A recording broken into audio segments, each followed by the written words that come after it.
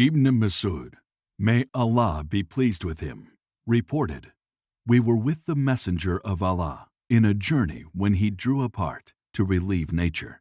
In his absence, we saw a red bird which had two young ones with it. We caught them, and the red mother bird came, beating the earth with its wings.